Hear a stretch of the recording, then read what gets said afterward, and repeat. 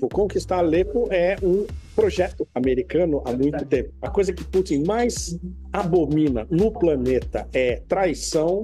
As perspectivas a partir disso para a Síria são negras. Bonjour! Sim, esse é um bonjour de verdade porque eu estou no café.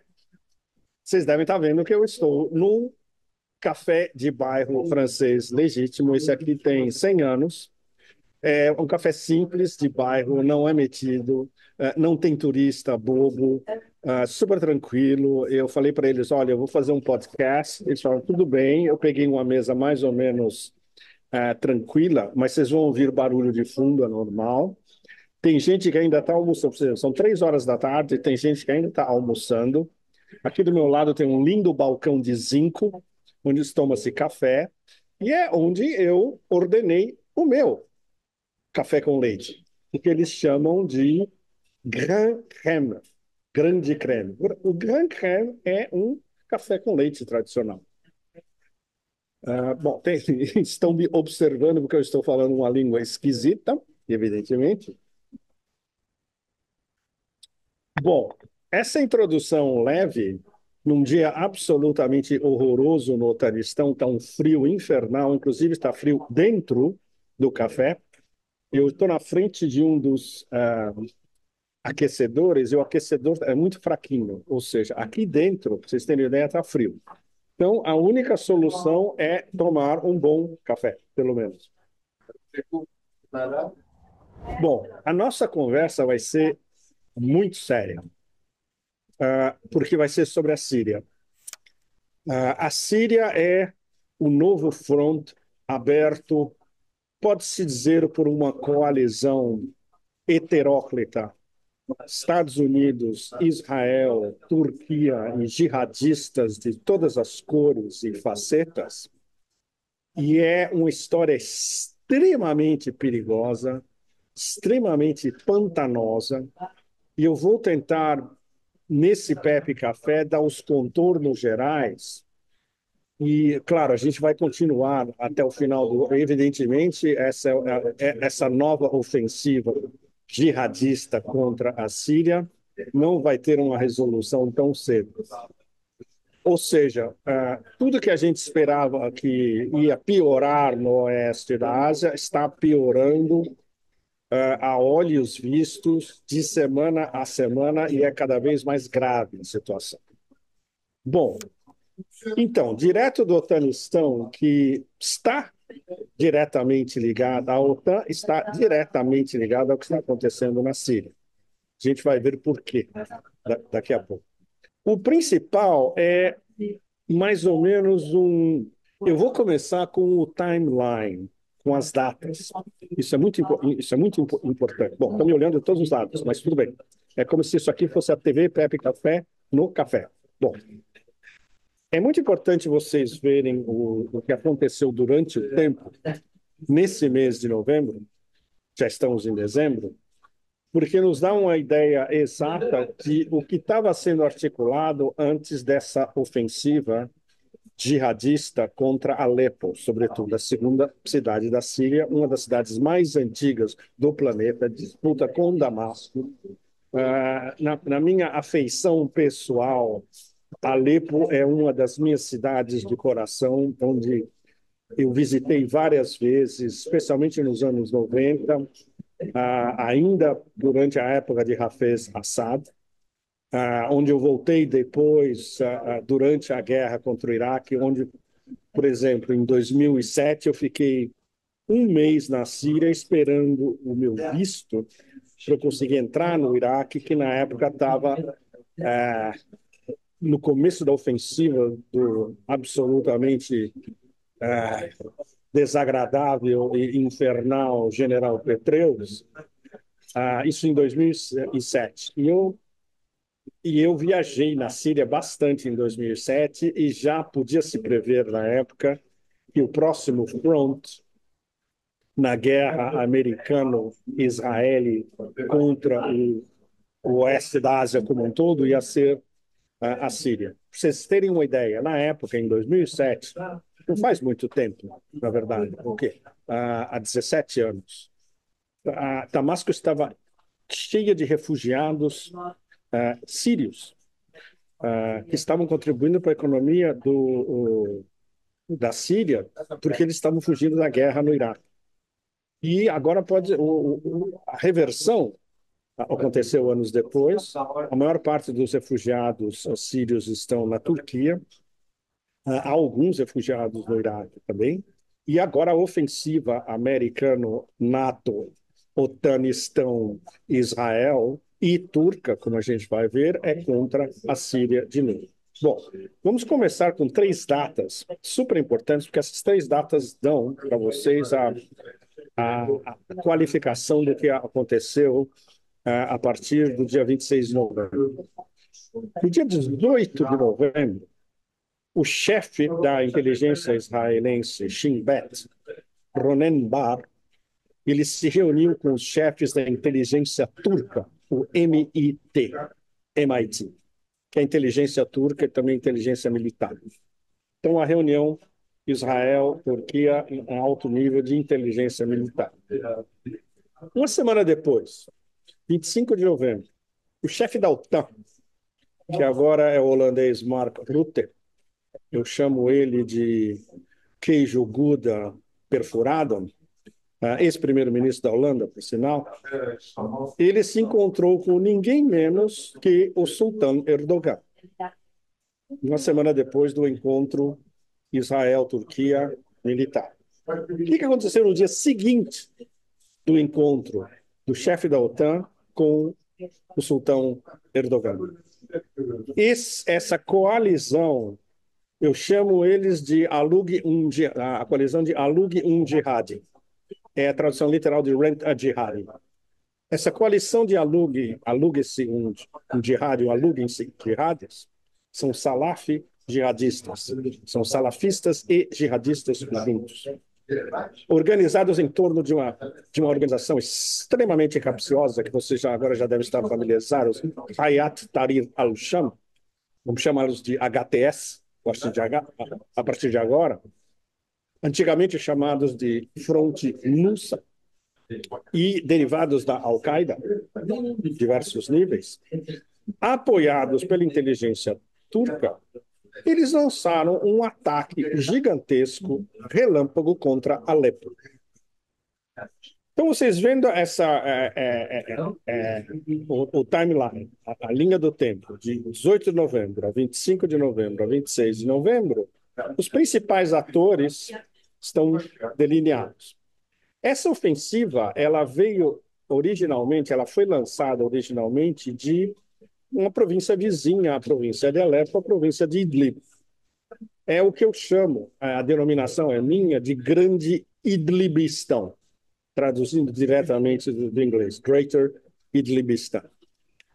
Então, vocês imaginam dezenas de milhares, se não, talvez até chegando a 100 mil terroristas, jihadis salafistas, todos congregados no Grande Idlibistão, desde, 2020, ou seja, há 4 anos, quando houve um acordo, basicamente, entre Damasco e Moscou, e foi um erro estratégico absolutamente brutal da parte dos dois, incluindo a Turquia também, o que gerou depois os chamados acordos de Astana, ou o processo de Astana, capital do Cazaquistão, onde começaram a se reunir turcos, iranianos e russos para tentar achar uma estabilização da Síria.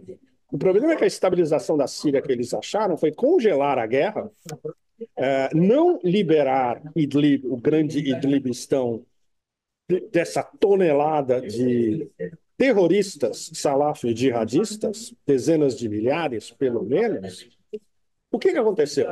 Eles se reorganizaram, esperaram o momento certo. O momento certo veio agora com, digamos, o ok direto e indireto dos americanos, da OTAN, dos israelenses e da inteligência da Turquia para organizar esse ataque contra Alepo, usando mercenários vindo de todos os pontos da Eurásia, que atravessaram, adivinha por onde para chegar à Síria? Atravessaram pela Turquia, em diversos pontos da Turquia, e isso é algo que, quando você está em Istambul, se conversa abertamente em Istambul, por onde jihadistas e salafistas, desculpe, fazem o aller-retour, como a gente diz na França, o vai e volta entre a Síria e a Turquia. E aí a gente encontra tudo: uigures, uzbeques, tajiques, ucranianos,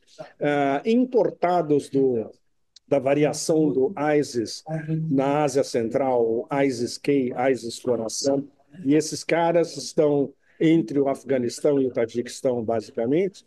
Então, essa massa informe, muito bem armada, porque foram armados pelos americanos, pela OTAN e pelos israelenses, atravessou do grande Idlibistão, entrou em Alepo e eles conquistaram a maior parte de Alepo em 48 horas. Foi muito fácil, porque o que existia de exército sírio de Damasco, as forças, o Exército Nacional Sírio, Syrian Arab Army, o Exército Árabe Sírio, que é o exército oficial da Síria, subordinado ao poder em Damasco, desapareceu, se desvaneceram completamente.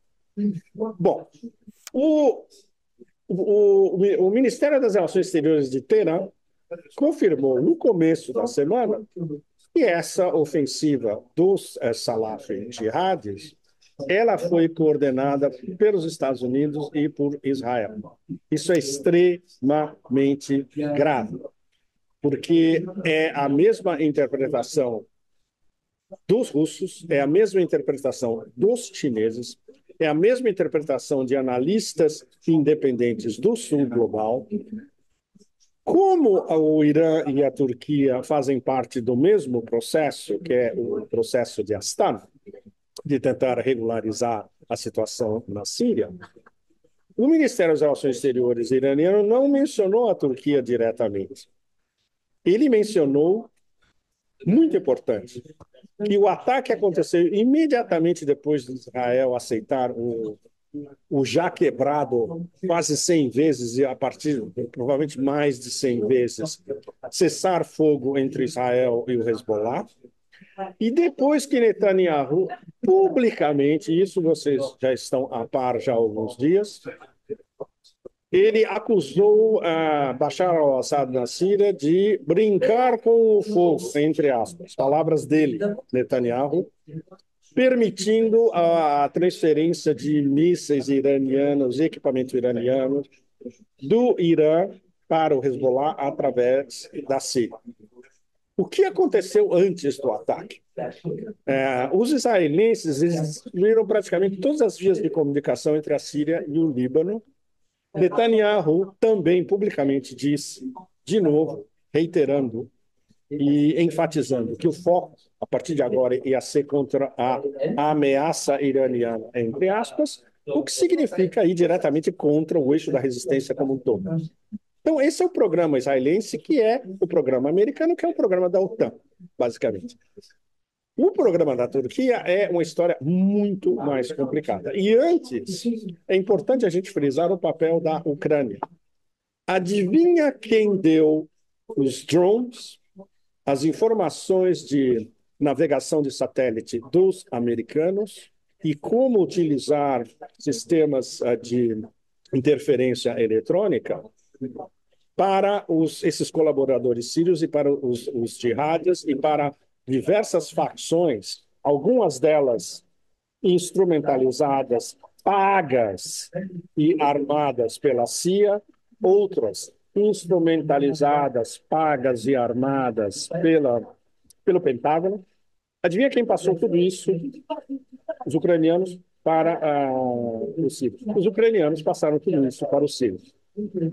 Ou seja, o que aconteceu? Por que eles conquistaram? Isso já nos responde a questão por que eles conquistaram Alepo praticamente inteira, pelo menos 3/4 de Alepo e do que está em volta, em menos de 48 horas. Porque eles destruíram completamente o sistema de comunicações do exército sírio. Uma dessas fontes ligadas aos serviços de segurança sírios, ele declarou à mídia russa de que eles usaram drones, os salaf jihadistas, usaram GPS cifrados, encriptados, usaram inteligência artificial, usaram drones kamikaze de longa distância, e foi muito fácil, extremamente fácil. E esse tipo de arranjo já vem de muito tempo, que foi um arranjo direto entre os neonazis da Ucrânia e os salafis jihadistas sírios, um troca-troca. Eles mandaram drones e como controlar sistemas de interferência americanos e inteligência artificial americana, em troca dos salafis jihadistas mandarem um monte de salafis jihadistas para a Ucrânia para lutar contra a Rússia. Aí, agora, a gente entra num problema absolutamente alucinante, que é o papel da Turquia nessa história toda. Bom, a gente podia ir muito longe falando disso. Eu vou tentar resumir ao máximo para vocês, porque é uma história além de pantanosa. Então, qual o verdadeiro papel prático da Turquia nessa história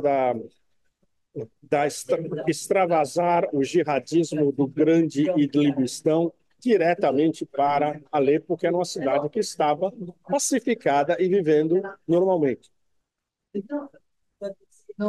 Bom, vamos para o ministro das Relações Exteriores turco, que é um cara sério, não é um imbecil completo, o Hakan Fidan.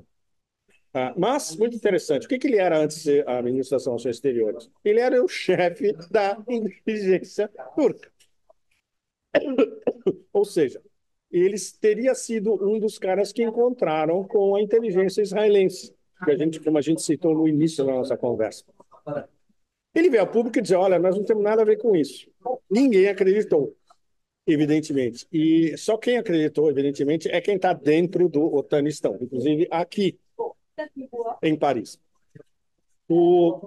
Qualquer um que sabe da situação Síria-Turquia através da fronteira extremamente porosa e do que acontece mesmo no grande Idlibistão, sabe que nenhum desses salafis jihadis em toda essa região não pode nem acender um fósforo e muito menos tomar um café como esse sem que a inteligência turca saiba o que eles estão fazendo, porque a inteligência turca, militar e civil, paga e compra as armas para todos esses caras.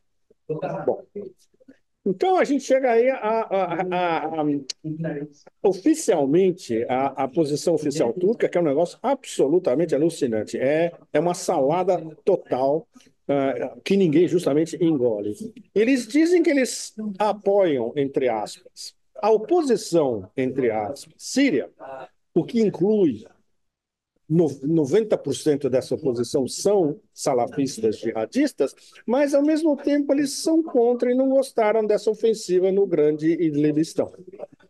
Ninguém compra ninguém compra essa coisa. E, especialmente, os parceiros da Turquia no processo de Astana, que a gente citou no início, de normalização da Síria.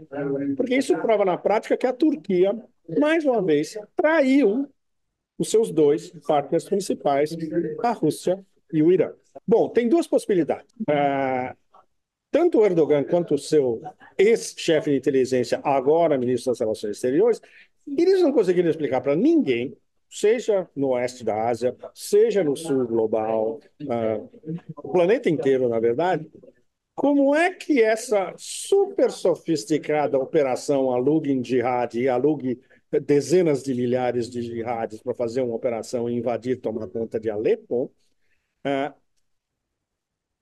teoricamente foram os americanos e os israelenses que fizeram e a Turquia não sabia de nada.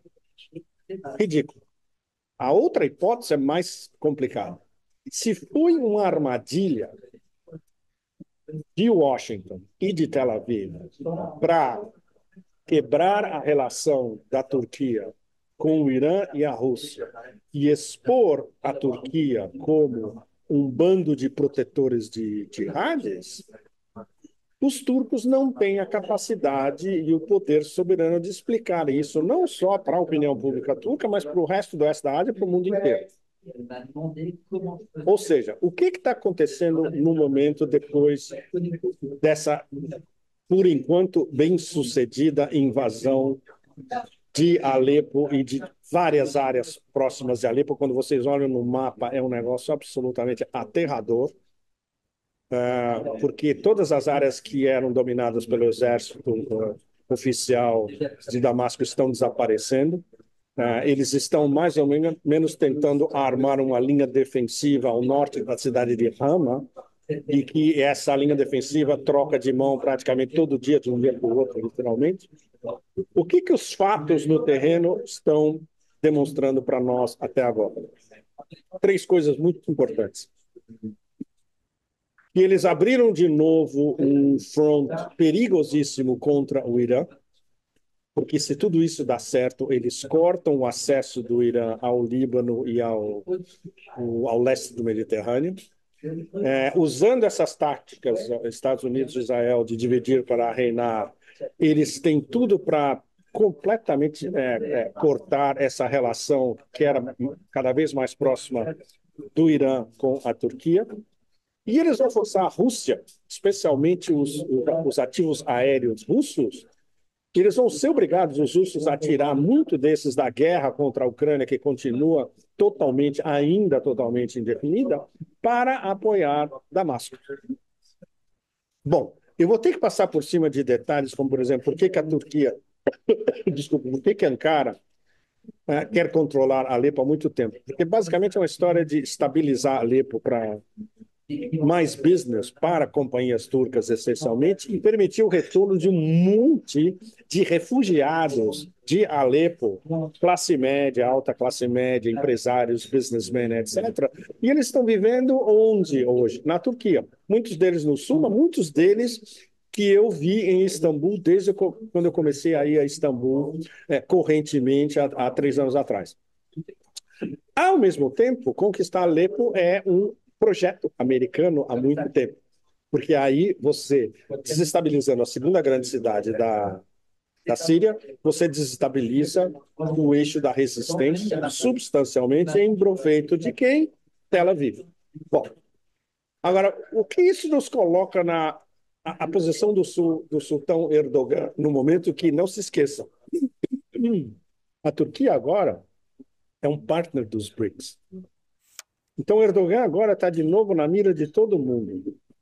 Não só como um aproveitador que está sempre jogando para cima e para baixo, mas ele agora é partner dos BRICS, ou seja, ele é partner da Rússia e do Irã dentro dos BRICS. E ele quer entrar na Organização de Cooperação de Xangai, onde Rússia, China e Irã são três dos principais partners.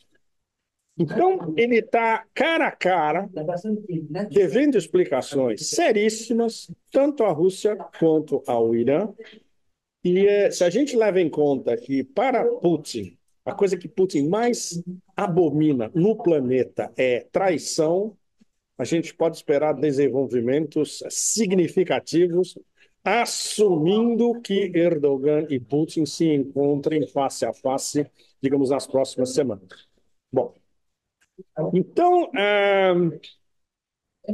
toda essa organização entre Estados Unidos, OTAN, Estados Unidos dando as ordens para a OTAN, essa ligação direta da OTAN com Tel Aviv, Estados Unidos, OTAN, Israel, e com essa participação, digamos, pantanosa, não definida da Turquia, seja qual for o nível, mas basicamente apoiando essa ofensiva,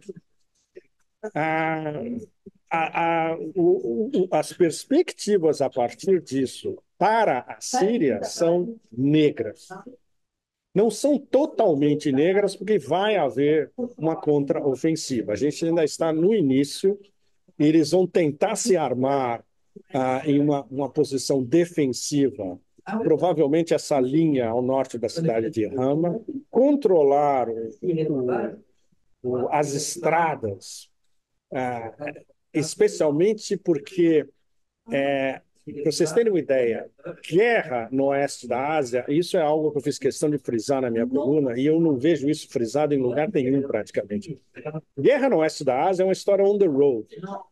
A guerra no oeste da Ásia, geralmente, são estradas. O principal são as estradas. Se for no deserto, ok, usa-se cavalos no meio do deserto, ou perto do deserto, ou estradas perto do deserto. Se for na estrada, são Toyotas. Então, essa é uma guerra ou seja, quanto mais Toyotas e quanto mais carros armados você tiver, você domina as estradas, ou seja, você domina o território. E é assim que funciona. Bom, tudo isso nem deveria ter acontecido se não tivesse havido esse acordo, que foi um erro estratégico absolutamente brutal em 2020 entre a Síria e os russos, com o Irã participando mais de longe e com os turcos, de congelar a guerra. Eles basicamente congelaram a guerra em 2020. Quando, eles estavam, inclusive, essa história vinha, inclusive, já de 2018. Congelaram a guerra e, pior ainda, resolveram passar todos esses jihadistas dementes que estavam nos subúrbios de Damasco, especialmente. Essa é a história que vem de 2018 e que foi solidificada em 2020. A maior parte dos precursores dessa armada de Aluguem Jihadis, que invadiu Alepo, eles estavam nos subúrbios de Damasco. Então, quando chegaram a um acordo de congelar a guerra, adivinha o que aconteceu? Eles transferiram essa horda gigantesca para Idlib. E aí eles constituíram esse grande Idlibistão. Mas isso, em termos de erro estratégico, é além da imaginação como eles foram capazes de fazer um negócio desse, congelando uma guerra e, basicamente, isolando dezenas de milhares de terroristas numa zona relativamente protegida, mas relativamente próxima dos principais eixos do noroeste da Síria e especialmente de Alepo, a segunda maior cidade da Síria. Bom, não um parênteses, na verdade, uma complementação importante da nossa conversa. Agora vocês já têm mais ou menos um mapa de quem está por trás, quem estava por trás, quem vai continuar por trás, e como está se delineando o novo front no noroeste da Síria, é que a Síria é o centro, pode-se dizer que em grande parte, em grande medida, é o centro de conectividade fundamental de toda essa área no oeste da Ásia, e isso vem desde as antigas rotas da seda. Como muitos de vocês sabem, esse é o meu tema fundamental nos últimos 12, 14 anos, vai ser o tema do meu próximo livro, que vai ser um negócio enorme, mas que eu vou começar a atacar o ano que vem, fazendo um paralelo entre as antigas rotas da seda, as populações nômades, como isso com as rotas da seda do século XXI. Ou seja, se esse combo Estados Unidos e Israel consegue o sonho perene deles de um câmbio de regime em Damasco e de cortar a Síria desse eixo, eles bloqueiam o Irã do leste do Mediterrâneo e eles bloqueiam, inclusive, eles podem, inclusive, ter a possibilidade de bloquear a Rússia, expulsar a Rússia do leste do Mediterrâneo, as bases russas no leste do Mediterrâneo. E isso poderia levar também no ângulo de energia, que é algo que eu passei uma boa parte no final dos anos dos primeiros 2000 da década começando em 2010, eu passei anos focalizado nesse tema, é o que eu chamava de pipeline stun, gasoduto-stun. Isso pode levar o Catar a finalmente construir um pipeline de gás natural para a Europa através dessa Síria, que seria um vassalo dos Estados Unidos e Israel, e esse era um dos planos originais do jogador de xadrez Brzezinski, de eliminar o gás natural da Rússia para a Europa e substituí-lo por gás natural de um pipeline vindo do Catar e usando uma Síria depois de câmbio de regime. Bom, essa é uma história que vai se desenvolver, porque todas essas novelas ligadas ao gasoduto Tostão, desde a Ásia Central até o oeste da Ásia, elas não terminam nunca. É como se fossem séries infinitas da Netflix, onde não tem uma resolução final. Bom, e, ao mesmo tempo, do ponto de vista da Rússia, a Síria é absolutamente fundamental para fazer a conexão oeste da Ásia e África. A Síria é a porta de entrada da Rússia no leste do Mediterrâneo e fazer essa conexão com a África, onde a Rússia, o poder, o soft power russo na África inteira é cada vez mais forte. É algo que eu pude comprovar mais uma vez, e dessa vez em loco, há 2, 3 semanas atrás, quando eu estava na África do Sul. A gente conversou sobre isso. O soft power russo na África do Sul, abaixo do Sahel, na coalizão de estados do Sahel, Mali, Senegal, desculpe, Mali, Níger, Burkina Faso e mais cedo ou mais tarde com a união de Senegal e Tchad, isso já está em andamento, o soft power russo é inigualável, é o que deixa os Estados Unidos e a OTAN ainda mais desesperados. Então, o que isso vai levar, do ponto de vista da Rússia e do Irã, o que eles vão ter que fazer breve? Eles não têm outra chance. Eles vão ter que consertar, seja qual for, na medida do possível, em todas as medidas do possível, e inclusive algumas do impossível, a incompetência de Damasco e do exército sírio em manter esses terroristas isolados e impedir um ataque como que aconteceu agora há pouco.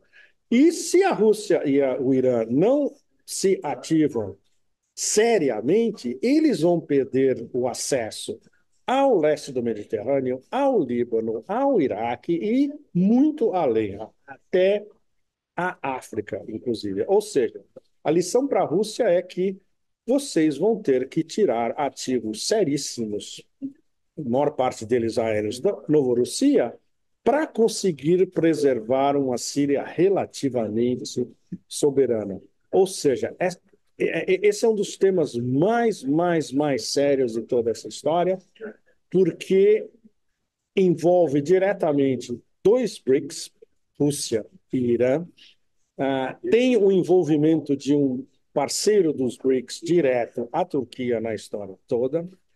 É uma declinação e uma expansão da guerra dos Estados Unidos e da OTAN contra os BRICS e contra a aliança estratégica Rússia, Irã e China, por exemplo. Para a China, tudo isso é um desastre também. A China contava e ainda conta com a Síria para, uma estabilização da Síria, fazer parte de vários dos corredores das novas rotas da seda que podem passar pela Síria também. E aí a gente chega, talvez, ao ponto principal dos diversos nós de uma guerra infinita que agora está se metastasizando em uma guerra só. É uma guerra só. Vocês devem ter visto em vários dos últimos Pepe Cafés, em todos os podcasts que eu faço em inglês, todas as semanas, quando eu falo de Forever Wars, das guerras eternas, eu falo que a grande guerra no Oriente, desculpe, no Oeste da Ásia, terminologia correta, e na Ucrânia, elas são dois vetores das guerras eternas americanas. E agora elas estão se fundindo. Elas são uma guerra só. E é isso que o Sul global, a maioria global, e vocês todos no Brasil, na diáspora lusófona inteira, tem que ter bastante claro e está em alerta máximo.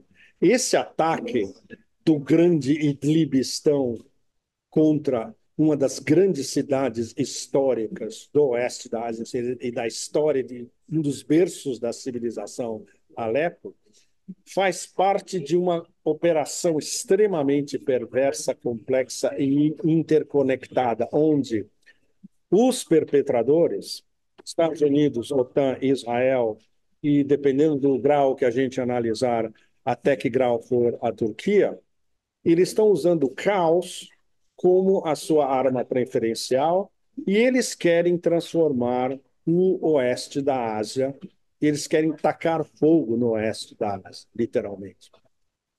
Bom, vai ser muito difícil depois dessa tentativa de explicar para vocês um processo que vem desde. Essa guerra está durando desde 2011, para vocês terem uma ideia. Não vai acabar tão cedo. E o que se achava que tinha sido resolvido em 2020 não foi resolvido e continua. E a guerra recomeça de novo. Eles vão ter que reconquistar o que tinham conquistado e vão ter que reconquistar Alepo, que vai ser extremamente difícil, extremamente complicado. Daí a intuição principal, essa intuição que a primeira analista no mundo inteiro, pelo que eu vi, expressou diretamente, e eu compartilho totalmente, porque eu ainda não tinha formulado nesses termos, mas ela formulou de uma maneira direta. A gente pode estar na nossa frente vendo o nascimento absolutamente horrendo da primeira guerra dos BRICS e da primeira guerra envolvendo diretamente os BRICS. Na verdade, é uma declinação da guerra dos Estados Unidos e dos Estados Unidos, da OTAN e de Israel contra os BRICS como um todo. Como manter um outlook taoísta, budista, auspicioso na frente desse horror todo? Bom, pelo menos vocês estão alertas do que vai vir pela frente. Bom, diretamente de um café no Otanistão, mas a luta sempre continua. Inscrevam-se no canal, porque, como eu disse a vocês nos últimos Pepe Cafés, a barra vai ficar ainda mais pesada. Mas a luta continua. Muito obrigado a vocês todos e até a semana que vem, ainda do Otanistão em Colapso. Tchau, tchau.